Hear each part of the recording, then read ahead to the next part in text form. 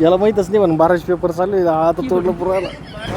चला गेली आता बसा. शाळेत येऊन पाच काय घातला आता.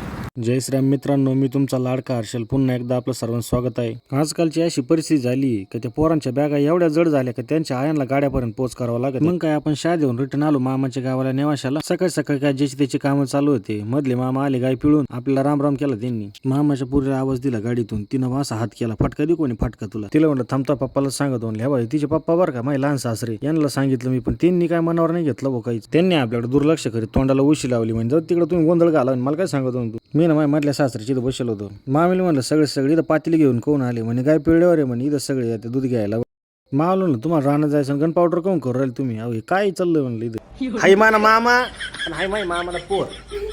माय मेवण्याला म्हणलं भाऊ माय कपडे इस्त्री कर, आज मला मिटिंगला जायचंय संभाजीनगरला. टपक्यान आवर म्हणलं तू. तो म्हणता आजी तुमचं काय महत्वाचं नाही म्हणे. आधी मला माझ्या कपडे इस्त्री करू द्या, मला शाळेत सोडा म्हणे जाते तुम्ही. मनातल्या मनात म्हणलं मेवण्याच ऐका, कारण काय भाऊ याच्या पुढे करावं लागणार आपल्याला. आणि त्याच्या शाळेत गेल्यावर एक आश्चर्यच धक्का बसला आम्हाला. हाय 11वीला आणि 12वीचे पेपर चालू आहे म्हणून आज 11वीच्या पोराला सुट्टी होती. याला ही गोष्ट माहितच नाही. अरे त्याला म्हणलं तू काय करतो म्हणलं जाऊन शाळेमध्ये. जा त्याला सोडलं घरी आणि आपण गेलो मोठ्या सासऱ्या. त्यांना म्हणलं चहा बी घ्या लवकर आणि निघा म्हणलं आपल्या छत्रपती संभाजीनगरला जायचं. किती वेळ टाइमपास करणार. पुढील भाग आहे ना आपण उद्या बघू मित्रांनो.